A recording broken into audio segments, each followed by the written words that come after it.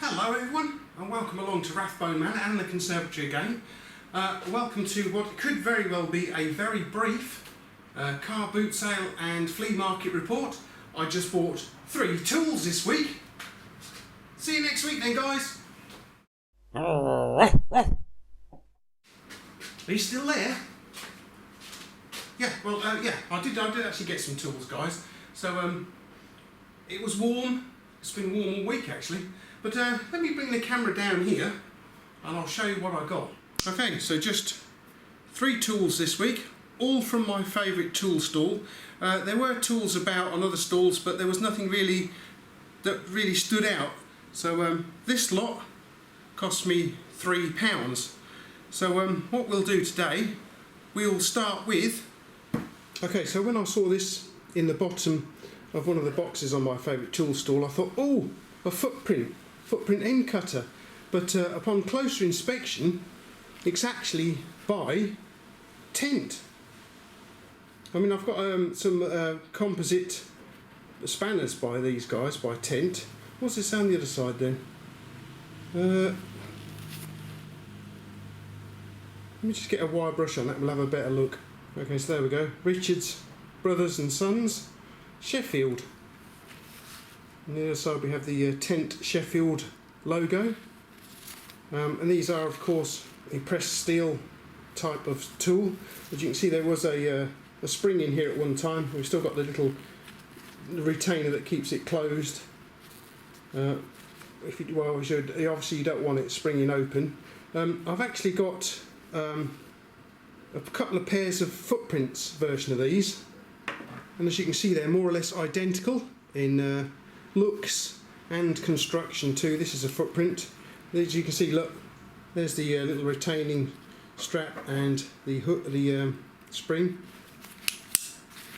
So this is what it would have looked like when it came out of the factory, more or less identical. There are a few differences with the Tent version. We've got this nicely embellished handles here. They look quite nice. I'm going to have to see if I can find myself a spring for these. They look like they should cut quite nicely too by the looks of it. There's no gap in there. Oh, they sing quite nicely, just like a canary. Cool. Anyway, let me get some hefty wire in here. Let's see what they'll cut. Alrighty then. So we've got some this multi-core earth style cable. So let's give that a go. Absolute breeze. 2.5mm twin and earth. Get that in there. Wow. Yep. Come out. Well, get that out. Right, there we go. So I've got some 4mm copper here. Try that. Wow, no effort required whatsoever. Cool. And as you can see, there's not too much heavy rust on them either, so they should clean up quite nicely, I would have thought. But yeah, so I quite like those, just need a spring for them. Oh. Yeah, cut my glove open, that'd be a good idea, wouldn't it? So what do you think of those then, guys? Okay, so next up, are these footprint wrenches? Well, they are kind of, yes. This is what's known as the push pin. So it's quick adjust, as you can see. You don't have to unscrew the pivot pin on these. These are actually marked domino as opposed to footprint. I've got some larger domino press pins. Have we marked there at all? Doesn't look like it. There might be a footprint in there actually. Yeah, I think there's a footprint in there, look guys. So is that a footprint or just a blemish in the steel? Could just, oh no, I think there might be a footprint in there. But yeah, let's give that a quick wire brush. Okay then, so you can see domino in there, domino made in England. And what we have here is definitely footprint. Where's my magnifying glass, see if we can enhance that a little bit. Yeah, footprint, you see, there's a little foot and a footprint, so it's marked for both because Footprint and Domino are the same company. I have, as I say, another one of these press pins here, and this was, you can see it's marked domino there on the hook, and also domino on the handle too. But this one's marked both footprint and domino, so this may have been from the changeover point. So they still had some hooks stamped up as domino, and then they just started to stamp the handle as footprint. So that's quite an interesting thing for my collection then. As I say, you simply push the button in here and you can slide it about to the size you want. So that's quite a nice little find, is that? I wasn't originally going to pick that one up, but I took a second look at it and I thought, oh, domino, I'm having that then. So nice. So let's have a look at this morning's star find. It's a £10 note. I found a £10 note lying on the walkway, right in slap bang in the middle of the walkway between the stalls. And yeah, because it's like about 15 feet between the stalls, so nobody was walking there, and I happened to spot it as I was crossing over, and I thought, yeah, I'm having that. So there we go, guys. That's my star find of the day. So I came back with more money than I went out with. So let's move along to today's star find. Look at this, guys. This is something I've been looking for some time. I know some of you guys out there have been finding them because you've been showing me them on your on Instagram, etc. What we have here is footprint pressed steel gas fitting pliers. I've been after these for some time, and as I say, I found them in the bottom of this box. I could see this bit here, and I thought, oh, is it? And yes, it is. If you have a look here, you can just about make out the footprint logo and footprint. In fact, what we'll do is we'll get the and let me just pop these on a wire brush so we can have a better look. And what we actually have here is the footprint, made in England. Footprint and the foot. Same on this side. I've taken the paint off so you can see it, look. And also, while I was out there wire brushing them, we also have, so here it is, the registered number, which puts these round about, I would say, the early 1900s.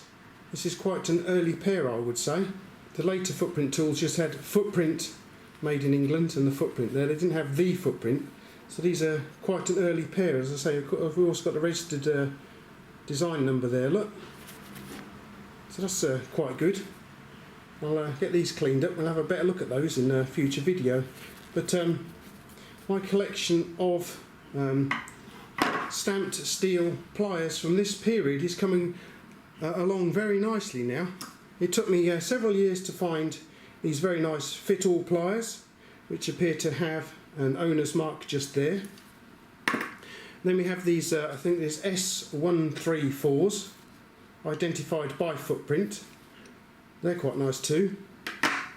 And now we have whatever model number this is. It does actually have a number just here. You can just about make out there's a number just there, but I'll have to look and find out what the number is, part number is for these. And we also have an owner's stamp just there, look, so that's cool.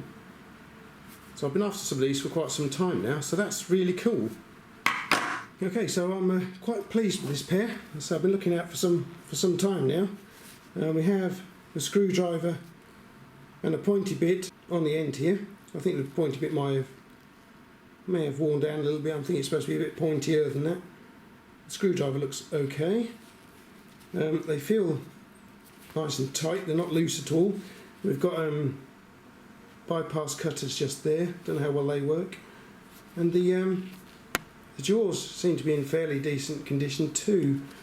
So you know, I think I'll better get them into the ultrasonic cleaning tank at work and give them a wire brush, and then I'll have to show them to you on a separate video in the very near future, guys.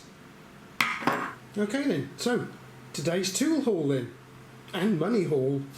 Okay then, guys, so just a small tool haul today. Quite pleased I found the money there. That was quite a good find. Quite pleased with that. You know, I'm quite pleased with the few tools I've bought today. I haven't got much of a collection of tent branded tools. I think I've got a couple of adjustable spanners somewhere. What I'll do is I'll chuck a photograph up here for you right now. The collection of footprint wrenches is coming along really nicely. Especially this is an interesting pair here because, as I say, they are branded Domino and footprint as well. So that's quite interesting in itself. And the gas fitting pliers here, been after those for some time. You can just about make them out in this display, this old display photograph here.